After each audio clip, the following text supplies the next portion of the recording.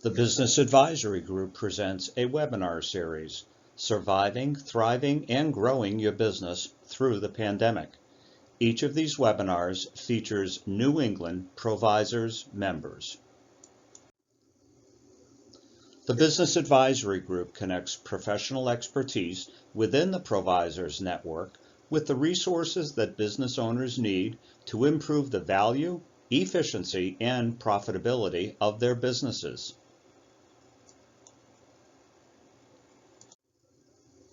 Each of the sessions, starting on September 29 and continuing through November 18, feature provisor experts in each of the categories noted. All of the sessions begin at 2 p.m. Eastern and will be rebroadcast over our YouTube channel. We hope you enjoy the sessions and contact each of the experts if you have questions that are important to you as a business owner. Thank you.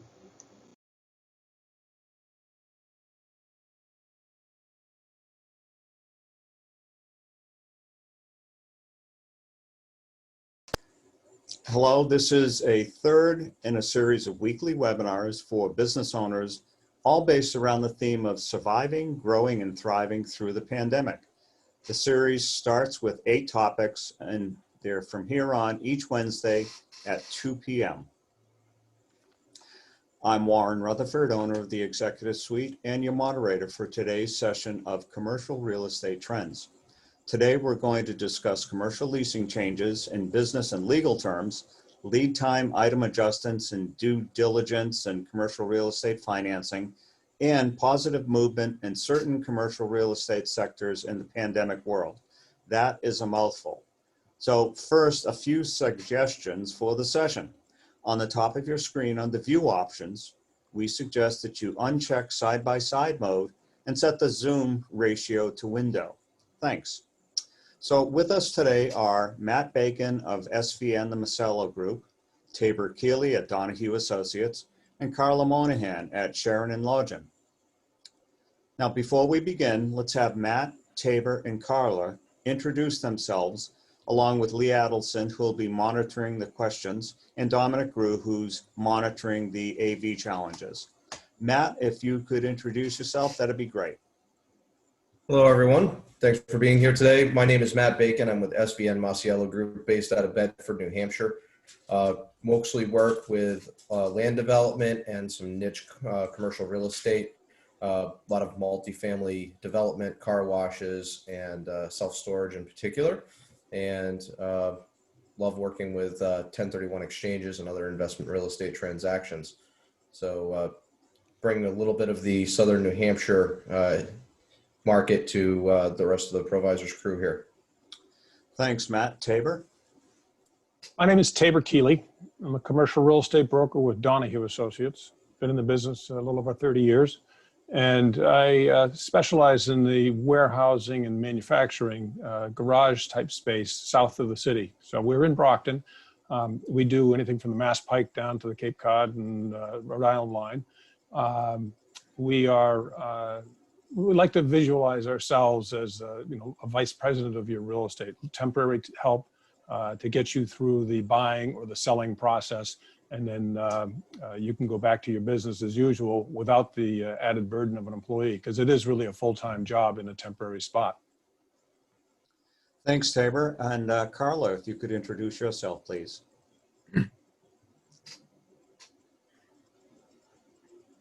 Sorry about that. Good afternoon. I'm Carla Moynihan. I'm a partner at the law firm Sherin and Lodgen in downtown Boston.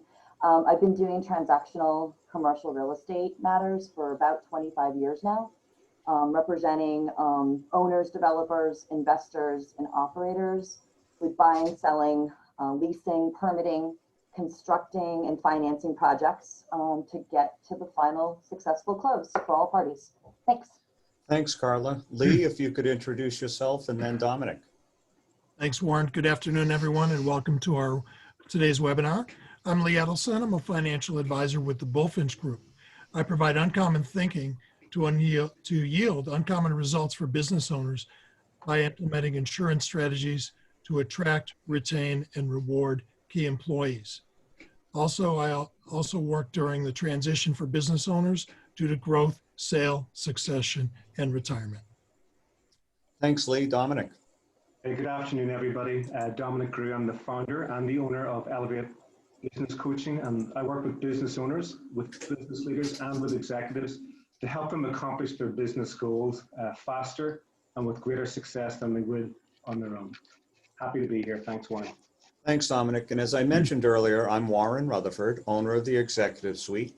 We develop talent assessment systems, perform executive recruiting and coaching and training for businesses throughout the New England region.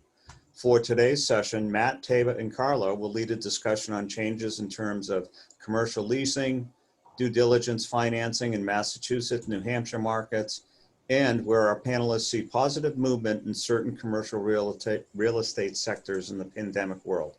So if you have questions, please list them in the Q&A box and we'll pick them up as we go along during this session.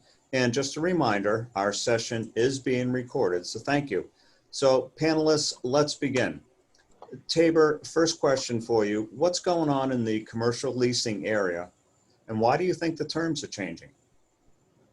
So commercial leasing is a temporary form of real estate, and it really is to accommodate your business requirement in a temporary sense. It could be 3 years, could be 5 years, but it's not ownership. It's not full-time or long-term ownership. So it really reflects most accurately the current conditions in the market, and that would be confidence. And I think it's telling that in this market, after a pandemic, we've been 6 months into this, the market has recovered, real estate has recovered from a temporary blip. But I would say that the big issue from a leasing standpoint for us is that we were full when this pandemic started, and we lost a lot of temporarily lost a lot of tenants, people going home and not sure if they were going back. In the warehousing industry, we have really just boomed. In the office industry, nobody's really moved back to their offices. So it's been a very different experience depending on what kind of real estate lease you're looking at. Either way, even the warehousing leasing has lacked significant amount of confidence. We're looking at shorter terms and instantaneous spots, and people aren't willing to wait till January to occupy. They want to occupy tomorrow, and they only want to commit to 18 months or 2 years. So it's a little different than years past. Thanks, Tabor. And Matt, talk to us a little bit about the conditions in New Hampshire, and why do you think they may or may not be different than Massachusetts? Well, one of the interesting things that a lot of people, I think, have kind of seen at the macro level is there's a bit of a flight from the more populous areas.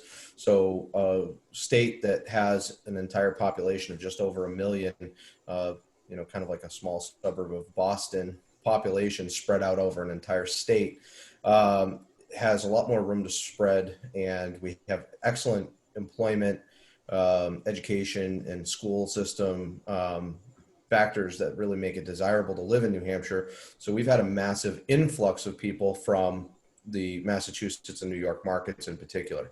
So a lot of homes are selling well above asking price. They're selling extremely quickly. And a boom in industrial space for last mile for some of the manufacturing and distribution users that have been coming into our state have really bolstered the market here, which, in discussions with Tabor is not unique to this market entirely on the industrial side, but the residential side has really helped buoy what's happening here in Southern New Hampshire, which is allowing the impact to restaurants and retail to be softened substantially from what we're seeing in other areas of the country. Okay, thanks. Now, Carla, from a legal sense, what are some of the legal terms and conditions and the lease provisions themselves that you're seeing? And also, perhaps discuss some changes in security, last month's rent, letters of credit? Sure. No, absolutely. Going off of what both Tabor and Matt have talked about, initially Tabor mentioned confidence and the shorter term that he's seeing on some of the leasing, whether it be 18 months, 2 years, maybe not more than 3. Certainly seeing that from both parties. Both parties are sort of hedging their bets and just sort of eking by.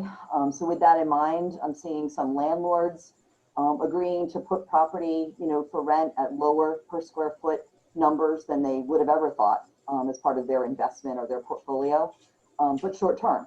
They want the ability to see where the market's going to go, and they might say, first, we'll leave you alone for the first year, but after 18 months or certainly after 2 years, I want to buy you out from the remainder of a 3 or 5 year. That's very New York-like in a lease, very aggressive, but it makes sense. And tenants are going along with it. They get it too. And they're like, well, it might not be so bad to get 6 months free rent and be bought out and then to reevaluate because it is so uncertain. I mean, as both of them talked about, the remoteness, the working from home aspect of so many office folks, whether they're then going to go to New Hampshire or Vermont or Maine for that matter, anywhere but Mass, I feel like. People are buying homes to work out of. And the acceptance of that, the readily acceptance of that by a number of office businesses that are renting space down here and are talking about subleasing and putting more and more on the market. So with that in mind, we're seeing the lease termination options coming in as more matter of the course versus one-offs. And we're also seeing on the security deposits increased numbers because, again, this uncertainty. When you're looking at typically a tenant will have to provide, the last 2 years, maybe 3 years of finances, particularly smaller ones that are not as, not a national, they don't have a guarantor that has, top 100 or 500 Fortune behind them. So they might be asked to do that to demonstrate financial wherewithal. When they see the 2020 numbers, which we all can understand, landlords are hesitant and they're like, well, maybe if you gave me 4 or 6 months security deposit, I'd get comfortable. That's crazy. I mean, up until now, it was 1 to 2 months, maybe 3 if it was like a startup. So that's really hard for a tenant to come out of pocket to do. And then on top of it, instead of a guarantor from a corporate entity, they're saying, oh, and I want a letter of credit too. So, and that's expensive. So those are significant changes in the marketplace that are really making people, sort of take a step back and reevaluate. And then the final thing is force majeure provisions, which up until this point have really been about not payment of rent, but all the other performance obligations, like maybe a tenant is obligated to maintain the HVAC, right? So you might say, force majeure, I couldn't get anybody out there because all the HVAC operators are on strike. That would be one silly example, but whatever. You're now having tenants say, oh, I'm going to claim force majeure because I've been shut down. I'm a restaurant and or a fitness place and I wasn't able to work still to this day at full capacity. So I'll pay you a portion of the rent, but I'm not paying it all. And your landlord's going in there saying, wait a minute, that was never what the force majeure provision was set up to be. It was, and sometimes you have to look at the language. You might say excuse versus delay. If it's delay, a landlord's in a much better position to say, I'll wait for it, but it's not excused forever versus an excused situation. There's some case law out of Illinois that was directly on that point. So what I'm seeing now creeping in are people saying and putting in payment of rent or trying to. And obviously those tenants that are maybe paying a little bit more on a per square foot basis, those tenants with a little bit more leverage may get it. Landlords are obviously going to fight it, but it's an interesting dialogue that's just starting to happen now in the lease negotiations. Interesting. Thank you. Lee, do you have a question from the Q&A box? Yeah, we've got a couple of questions here. And the first one relates to what Tabor was saying earlier about shorter terms of 18 to 24 months, say. And it's, how does the lack of commitment for the office rental market and other markets impact appraisals when it comes to the sale of property? Right. Anyone answer? Yeah, I'll take a stab at it anyway. The appraisal market, relates to the financing behind it. Really, banks want to hear that this is one of the number one items on the appraisal is going to be how long will it take to lease up if in fact something is vacant. So if you're getting 18-month commitments, that's not long term, and it's generally seen as a downgrade on the value of the property. But cash flow is important, and there are a number of landlords that are holding out for the longer terms. And the cost of vacancy for, let's say, June, July, and August this summer, because you turned down somebody who was a short-term guy back in May, that might have been a mistake. And I'm seeing a lot of landlords now saying, I'll give it to you short term, but it's got to be as is, where is. My carpet cleaners are going to come in tomorrow, and I have a painter who's going to go just touch up the paint, not a repaint, and you can keep the furniture that's in there. And suddenly, tenants are looking at it saying, gee, this is really easy. I can just walk right into this space and it's relatively like new. It is not new, but it doesn't come at the new price, and therefore people are willing to negotiate. And those cost of renovations are really wreaking havoc on long-term deals, because you've got to get that long-term deal to pay back $15 to $20 worth of improvement fees. Hmm. Lee, any follow-up on that from the question box? We do. The other question had to do with some discussion about churn, and could any of you speak to that and how that's relating to the market conditions today? Well, one of the things we're seeing up here in southern New Hampshire, particularly in Manchester markets, is that there's some space that is being underutilized. So people are working their way out of their leases and backfilling with somebody else. So there's a little bit of that. It works well for the brokers in those markets that really have their fingers on the pulse of what's going on. So one of the things that we're seeing that is really helping some of these properties stay occupied is that there's a little bit more of an efficient use of the space that we're seeing. That's landlords are willing to accept, like Tabor's mentioning, those shorter term deals to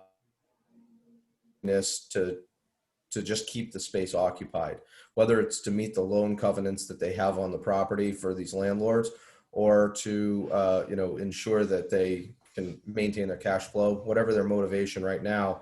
The short term deals are happening more frequently from several brokers I've talked to up here. What's a little bit unusual, I think, by looking at some of the statistics right now in southern New Hampshire, we have only 6.8 million square feet listed for lease in southern New Hampshire in all sectors. A good portion of that is in the industrial space market right now, which is kind of surprising. But the lease rates are higher that are asking in New Hampshire than they are in a lot broader market in New England. We're actually over $7 a square foot in asking prices. When you compare that to some of the other markets, the average over New England, according to the New England Commercial Property Exchange, right now asking lease rates average about $5.94 a square foot. So here in southern New Hampshire, that higher asking lease rate on the industrial, I think, is partly driven by some of these smaller office users that are churning out of more expensive Class A buildings. They're getting into something that works for 3 to 5 employees in a tight area, but then they can have a little bit more storage space and things like that that is not for personnel use. And I think it's really been driving some of the transition for tenancies and their expectations changing, while the Class A office space has seen an uptick in vacancy rates lately in southern New Hampshire. Yeah, just from my perspective, not on the brokerage side, but just on what I'm seeing deal-wise and hearing, as we all hear about, different things happening in the marketplace. Certainly in Boston, I mean, the sublease space has grown exponentially. I mean, from what I understand, and Tabor could say probably exactly, you're approaching levels like we saw 20 years ago, in the early 2000s. What I'm seeing are landlords, a number of whom I represent, as well as other colleagues of mine, willing to, we might have some really tight subleasing guidelines, but we'd rather let you sublease. We'd rather give you an opportunity to stay, Mr. Tenant, and be successful in your space and be able to pay your rent by bringing in someone else and subleasing your space, where ordinarily we'd probably pick at it and be pains in the butt about it and make you meet every single requirement. Not so.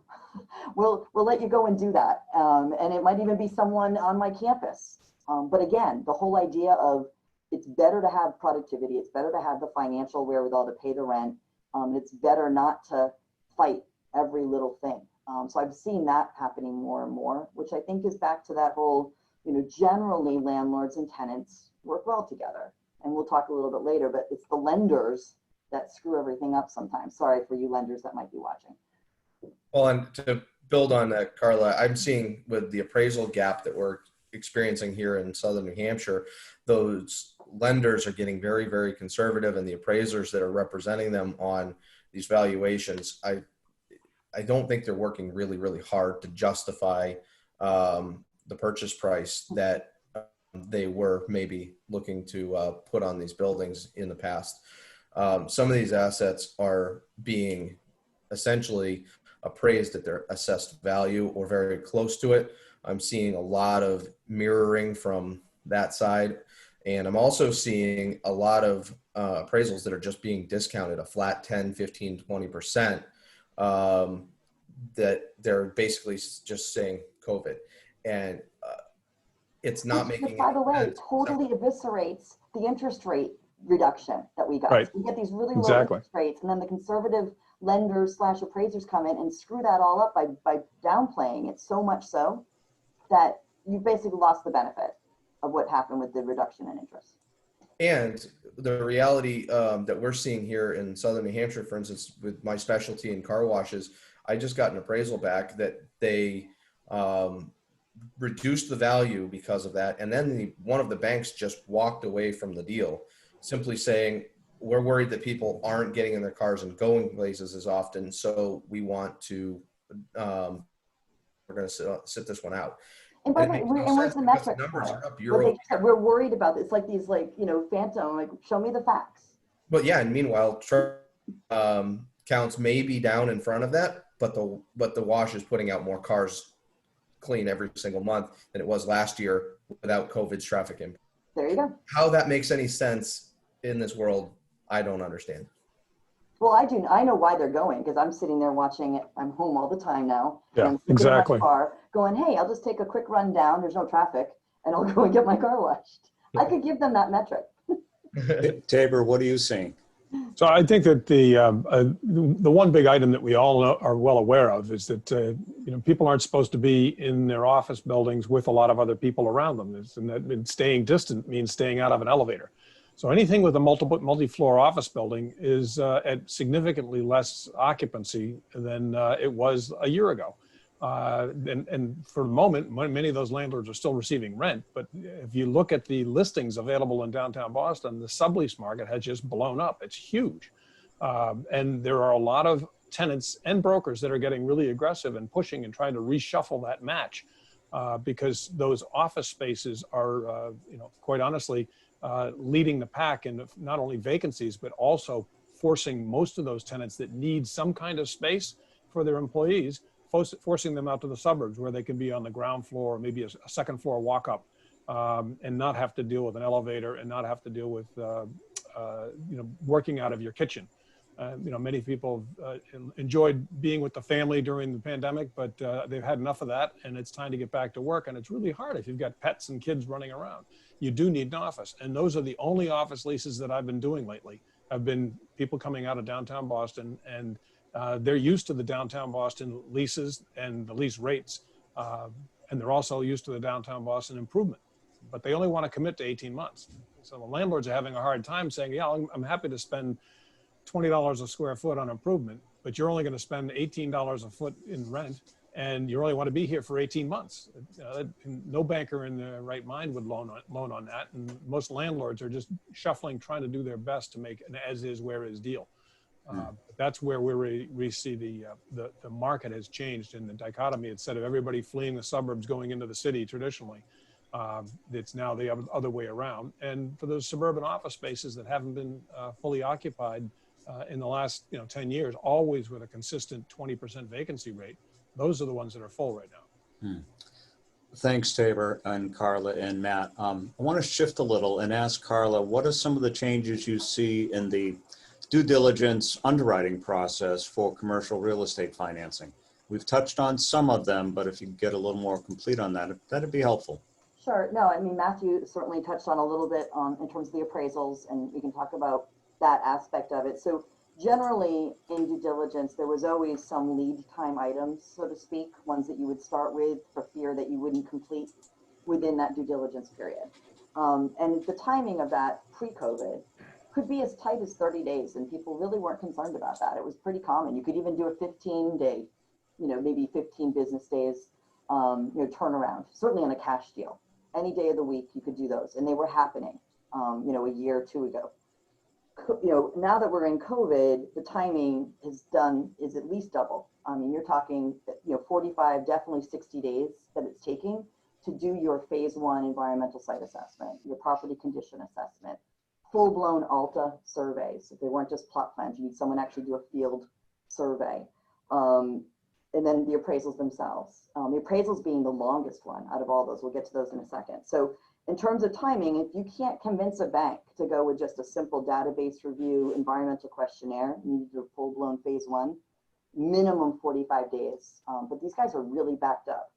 Secondly, property condition, they're under the same constraints in terms of COVID and precautions and employment and having so many people out there and everything else. And again, long-term lead time items.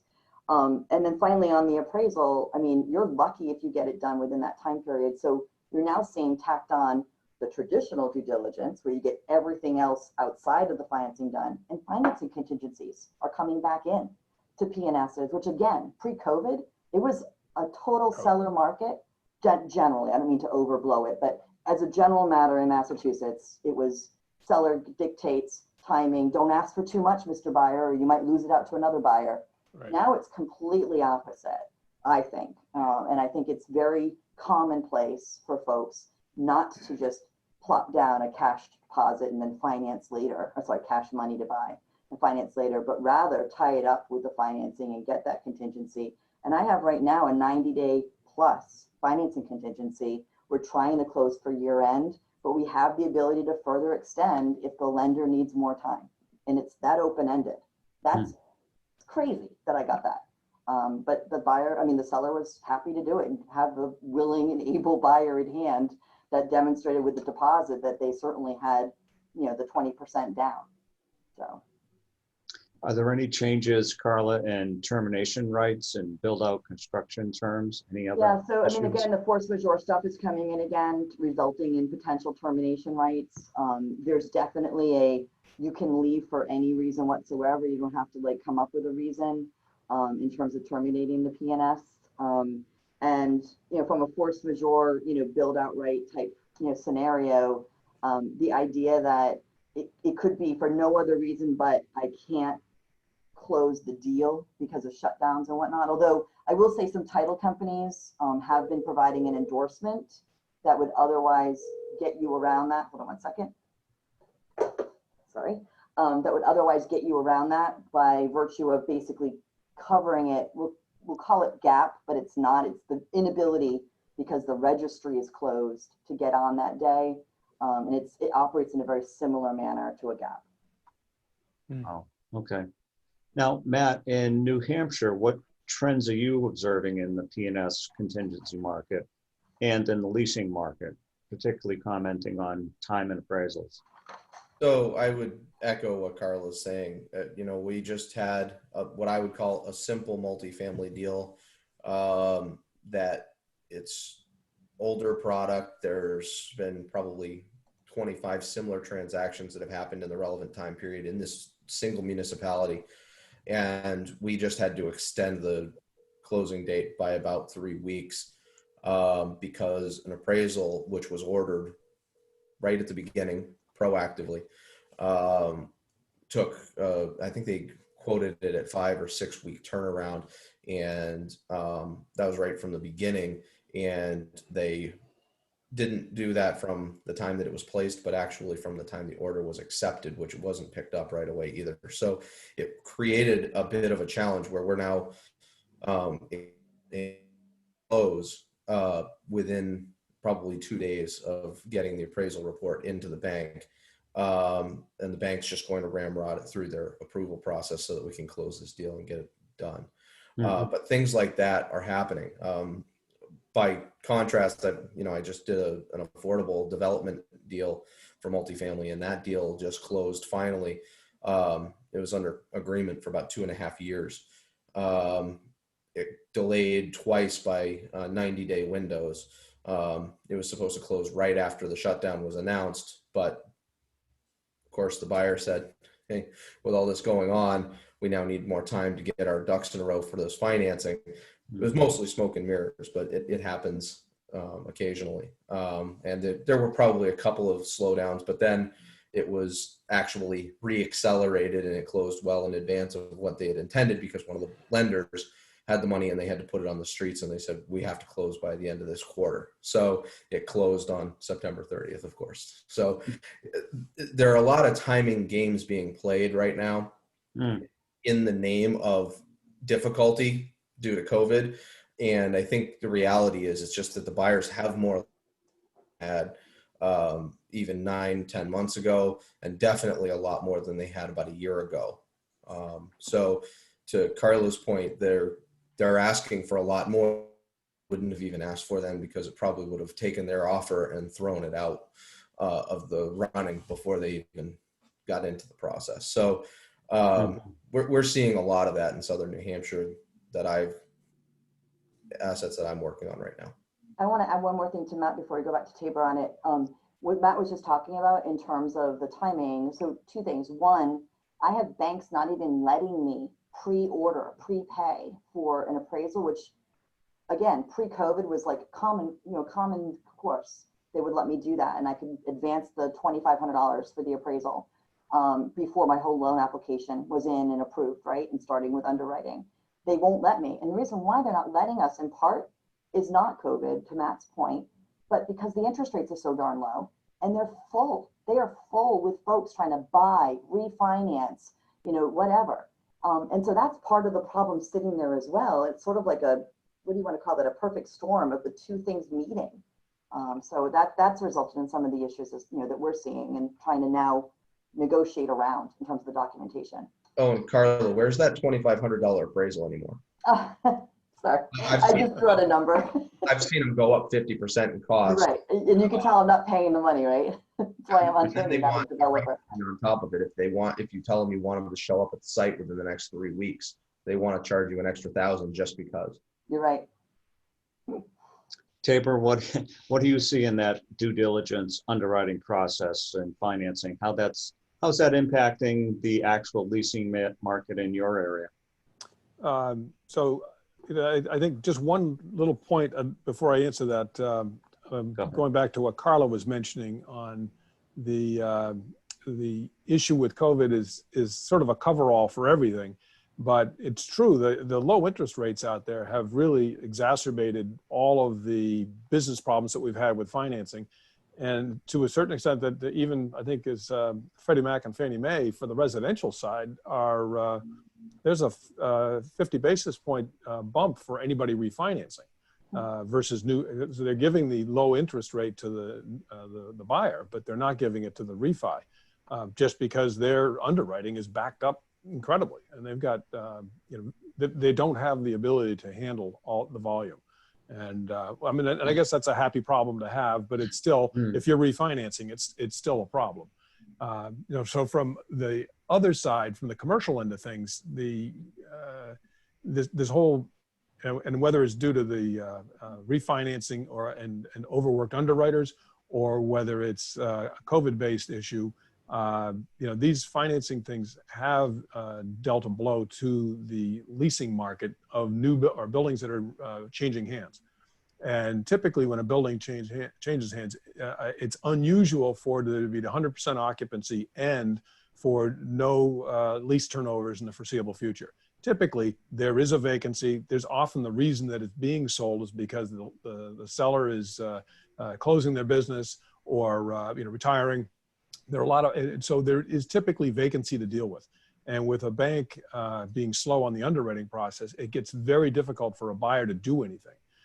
And just recently, and this is going back 20 years, it's been probably since I last did a couple of these, where the master lease a property with a commitment to buy. And these commitments are solid, and they have put up significant amount of cash, and they are master leasing the entire property, and then they are turning around and subleasing to all the existing tenants, and then putting the money into the renovations that need to be done, and putting the new tenants into spaces. It's a complicated process, but there really, honestly, there isn't a lot for sale. We're not flush with product down here. We have properties that are problem properties that will probably always be for sale, and they're not ideal for the market. Other than those, the good stuff is really not much of it on the market. There's very little out there. And that is, so buyers and investors that are thinking outside the box and working with sellers who can accommodate their immediate need for a deal, but maybe having to put off the windfall for another 6 months or 18 months, but getting relieved of the liability of running. And this is for estate issues, for retirements, for all that kind of stuff. It has been a big plus. And the developer gets a jump on the work. So I found that as a workaround that I haven't seen for a long time. And it seems to be coming back. And my guess is that considering how much work it is, it's not due to stay here very much longer if the market becomes flush with product that can be sold in a timely fashion. Agree. In fact, on that point, I just worked on a deal. The client found sublease space. Would have been great, good number, but it was for only another couple of years, right? So they said to the landlord, we actually want to buy your property. And the landlord's like, well, then I'd have to terminate the existing tenant because we needed the whole space to operate out of and own. And we worked, it was crazy. It was like, it took us 6 months to do the deal, but it was all during COVID. And it was basically bringing a reluctant seller who then needed to do a 1031 to deal with the fact that he needed replacement property because he wasn't anticipating in 2020 to be selling it. And we had to like give him that time to like make sure he had that in motion and the ability to negotiate out his existing tenant with a termination fee that was of a sizable enough nature that it got his money back for the return on investment he was hoping for from that property. So, and again, my client, by the way, sitting there going, why is it taking so long? I just want to buy this, because all he does is operate his business and isn't in real estate at all. So then having to keep that comfort level to him, it's going to happen, it's going to happen. There's a lot of hand holding. So Confidence. Yeah, back to confidence that Yeah. you started with. You're right, Tabor. So as we get towards the end of this, I want to ask Matt and then Tabor. Matt, first, in the Southern New Hampshire market, what sectors appear strong and why do you think that? And then the same question after that for Tabor. So I've seen a lot of slide in some areas, but not in the industrial and not in the residential. The residential market in Southern New Hampshire has really driven, I think, what we see trickling into the commercial real estate sector. So I think it's important to mention. In the entire state, closed sales year over year are up 7.3%, but the median sales price is up 15.2%, and the total volume is up 26%. So there's been over $2.4 billion in sales volume in Q3 alone of residential property in New Hampshire. So it's been a very, very active and profitable market for sellers of residential property, especially those that either are going into a rental property or they found something that they're having built right now. So that's an interesting piece that's driving the commercial market. We're seeing in Southern New Hampshire where asking lease price has gone up to over $7 a foot, but the reported lease rate is down to under 5. So there's a massive bid ask gap that's widening that's been created in the recent months. Asking lease rates versus the reported lease rates were literally within 3 cents of each other at 678 for asking average to 675 of the reported signed leases just about 2 years ago. So there's been a massive shift in that, which is driving, I think, the pricing that sellers are expecting versus what they're getting.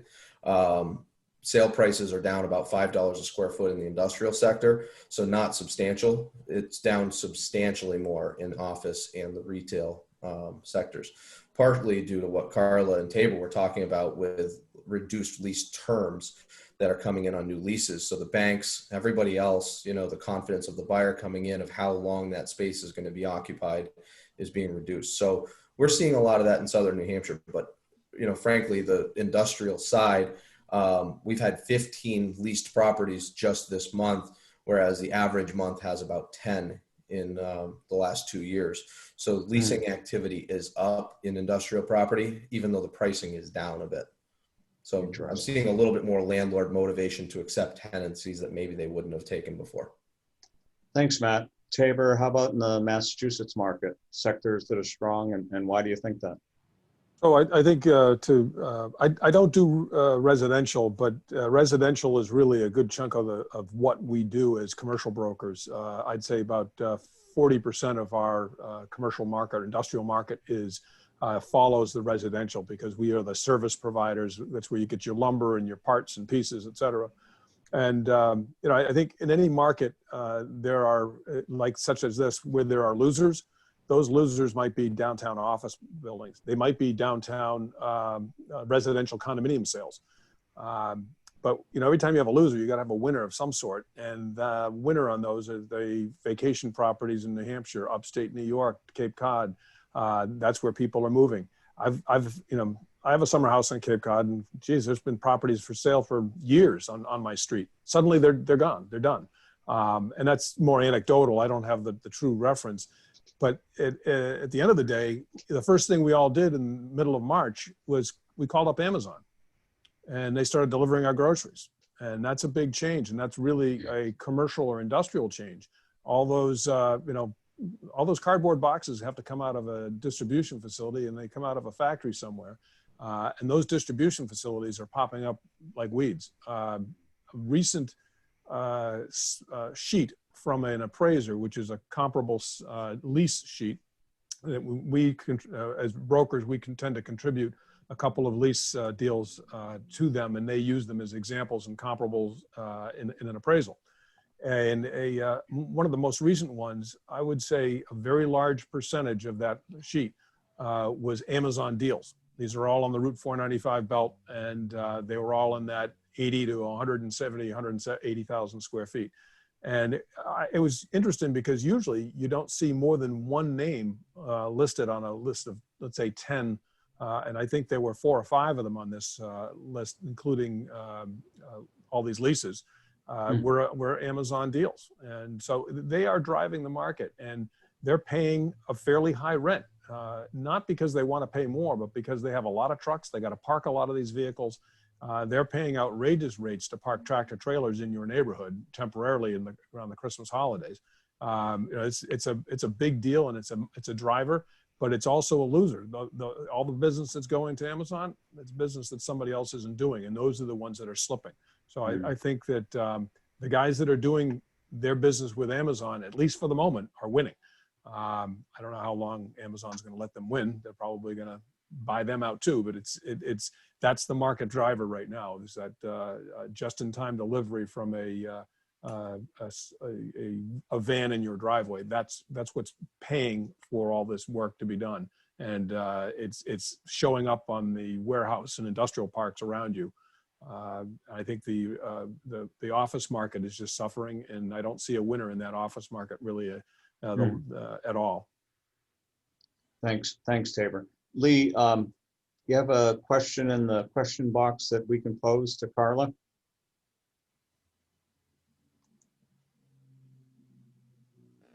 You're muted, Lee. Sorry about that. This can be answered to all of you, but to Carla first. What do you think landlords and tenants should be looking at down the road in the future as the real estate market goes through the pandemic and beyond? What do you see that look like over the next 12 to 24 months? Yeah, it's a good point. And I'd even involve the lenders for both parties, in this. So a couple of things. I mean, again, going back to the confidence, but going back to, demonstration of financial wherewithal.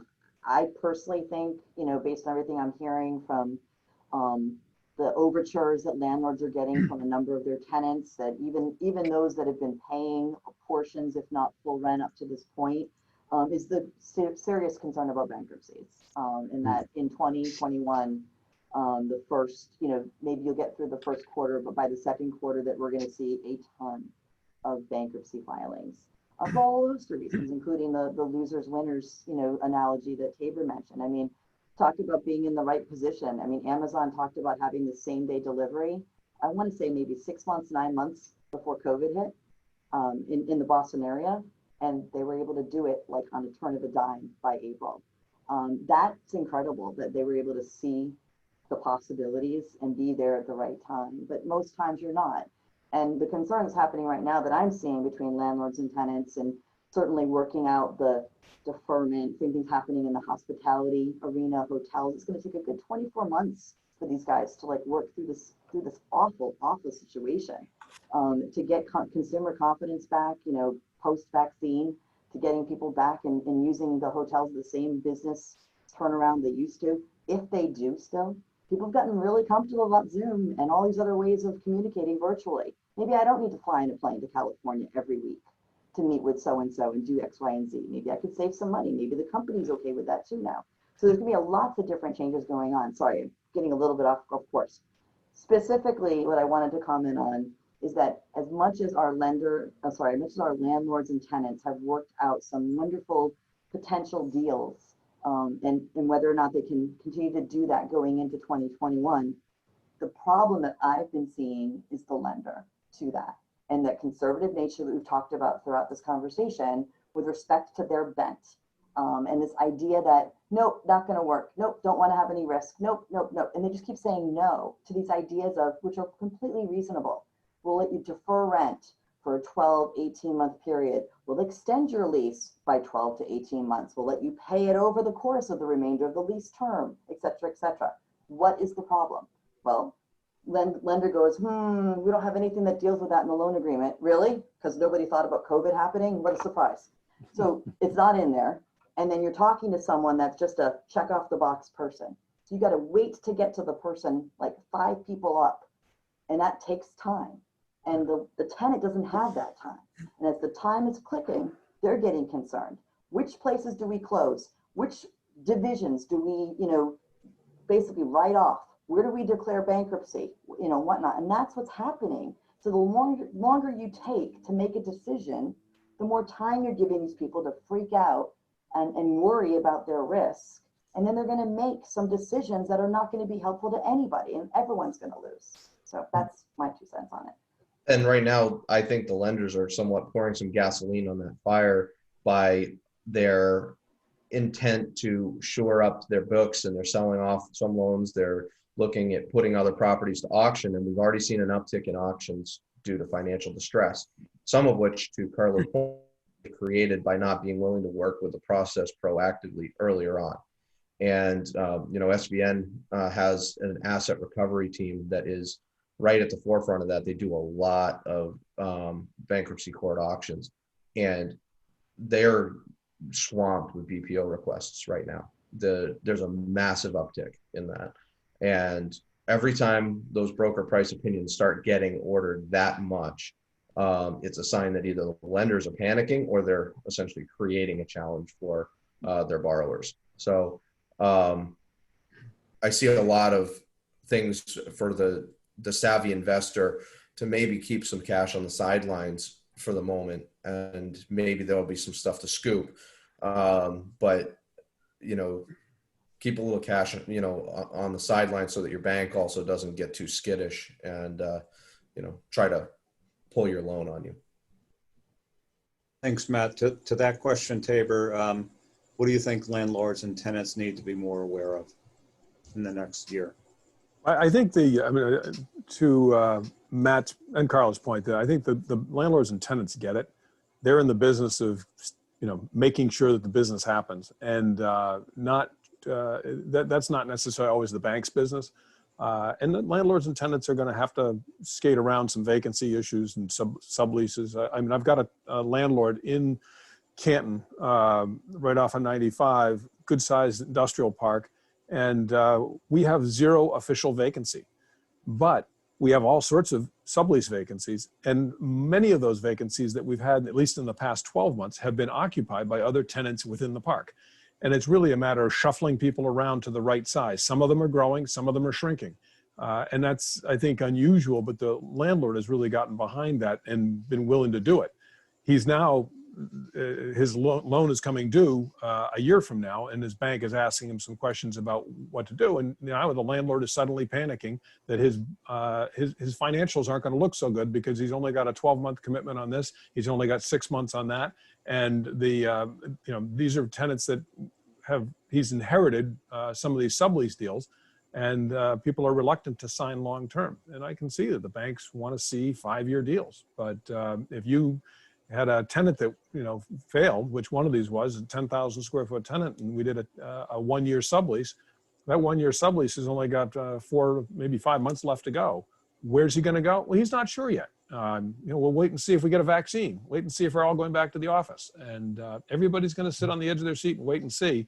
The bank's not going to finance. But, you know, some of that, the fine print in the bank's loan says that it is due and it's due. And the provisions for extending beyond due date are onerous and not landlord friendly. One thing to Tabor's point about trying to, landlords and tenants will work around and then the lenders over here. And to that point, I've found that this has been the most creative that we've had to be in terms of trying to help some landlords through their loan agreements when they're like, do I have to default the tenant? And I'm like, well, if we do, then we have to notify the lender. But wait a minute, we have this moratorium. So maybe I can use the statute, even though we don't want to tell the tenant that we're using the statute in this way, but technically you can't evict them.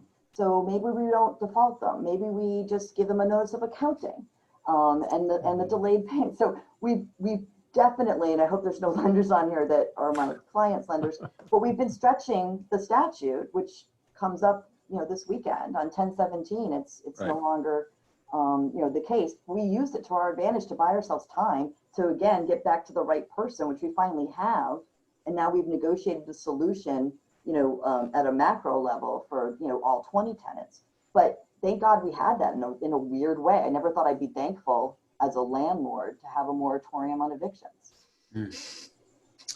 Well, it sounds as though each of you have had a little bit of work in the past 7, 8 months. So last question for you. In the COVID-19 environment, what drives each of you? What keeps you going? Non-professional talents that you have when working with your clients. I'm sure it's easy from what you've been describing, but just tell us what keeps you running. What challenges do you have when working with your clients? Carla, why don't you go up first? And honestly, the fact that almost every day it's like playing triage in an ER, and I'm not kidding still. Granted, the first 2 months, it was 18 hours of triage, which was crazy and tiring and stressful. But every day, today, there's still at least an hour of something that was not on the to-do list, not expected, and I got to friggin' figure it out. And that's exciting because it's like, yay, I can figure this out. I can be creative. And we can come to some solution. But it's also daunting and stressful. And so thank goodness it's only an hour now, because I definitely needed to not have it be 18 going forward.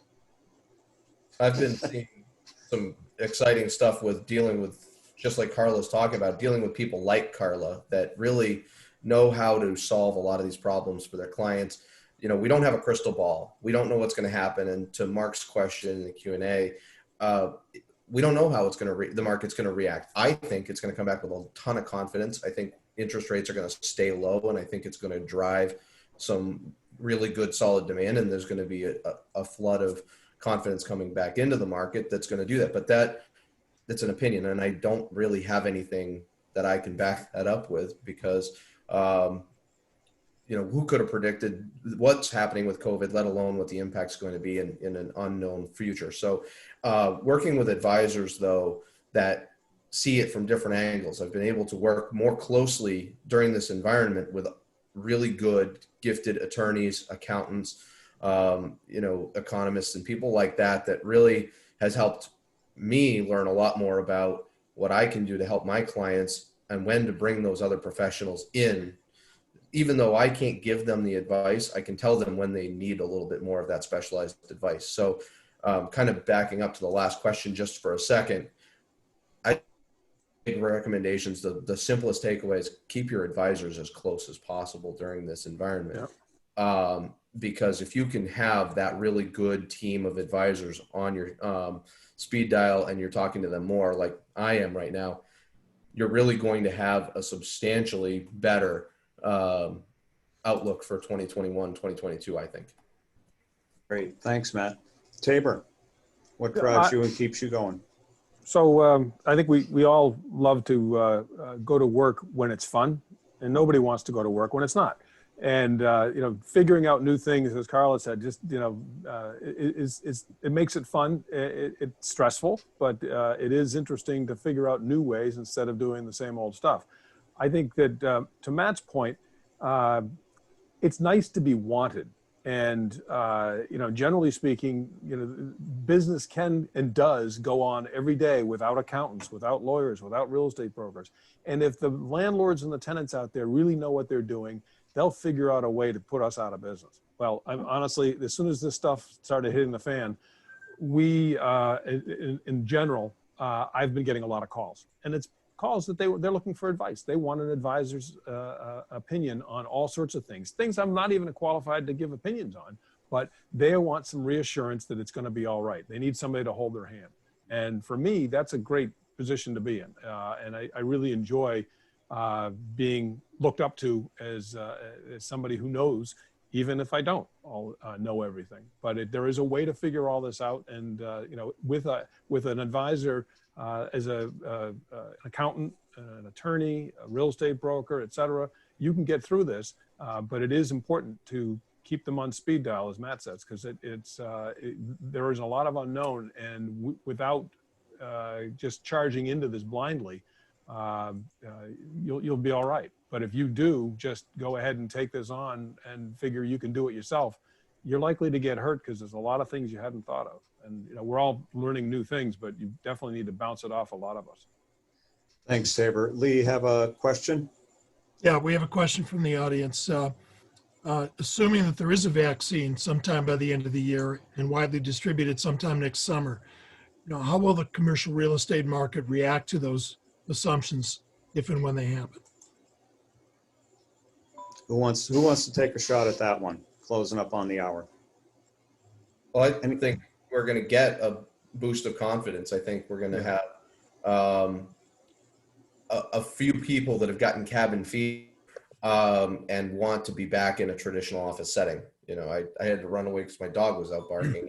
Things like that just happen when you're working from home. Some people can't fight through that lack of focus, and I think we're going to see a resurgence to more traditional office dwelling in the very, very short term. And I think we're also going to see a lot of pent up demand to get out and to shop more traditionally from people. That's going to bolster the retail market substantially as well. But again, I don't have a crystal ball, but that's my guess. Thanks, Matt. On top of that, what you're saying, just in terms of the office market, although I certainly like to shop and I do miss that. But on the office market front, we've said, I miss seeing my colleagues. I'm actually in the office today, and we're careful not to, go over the 25% mark, although it might be 50% at this point. I don't know what zone we're in. But be that as it may, we miss the collegiality. We miss the spur of the moment conversations that allow for more creativity in solving a problem, where I'm doing it at my home, and I might call a colleague of mine to get their, I might call Tabor or Matthew to ask their opinion of something. But the idea that I could just go down the hall and do that, which is what I used to do all the time, I miss that so much. So I know that, yes, will I work from home? Totally. I do like that. I do like not commuting. But will I work from home at 5 days a week? No.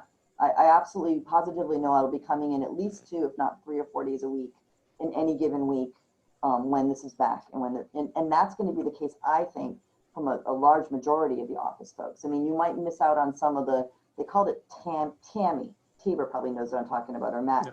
It's like the marketing folks, tech folks, like some people that can absolutely work from home all the time. They might be working from New York in a Massachusetts business. You're going to have some of that I think is going to continue. But I just saw that Amazon and Facebook are still going full steam ahead with large, over hundreds of thousands of square feet in Seaport district. So, I mean, that's not ending. They see the light at the end of the tunnel. Sure. Yeah, I think at the end of the day, education's super expensive. We all know what it costs to go to college, et cetera. And so we've all gone through a crash course of 6 months of education here, the whole world. And we all come out of the other side a little smarter, a little warier, but I think things are, I think we can now have a little more confidence going forward from here. Well, I want to thank all three of you for this great session. I know I have heard and learned an awful lot. So I want to go over 4 takeaways that we heard today. Dominic, if you could pull up that slide, that would be great. So first takeaway is there's an opportunity to lease in new spaces, and got to figure out a way to make it work. The second takeaway is investors and tenants look for these new opportunities. The third is always have a chance to win when times are turbulent and get the right information and advice. And then the fourth takeaway is keep your advisors more close than you normally would. And I think all the panelists have talked about that. So I'd like to thank all of you for your participation and great knowledge and expertise. You covered what's a huge topic in a very short period of time.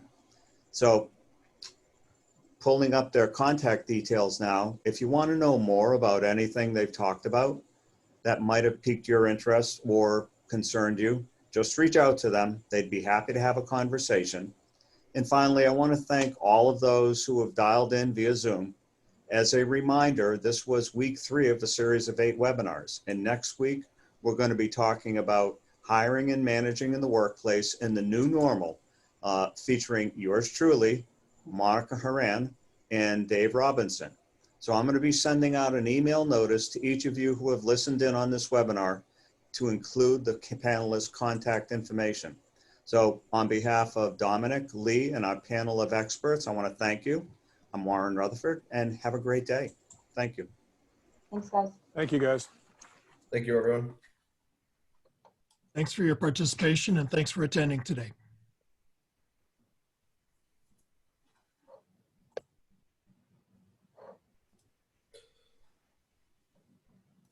Looks Okay. like it's just us now. Yep. So let me just hit stop recording. 1 second.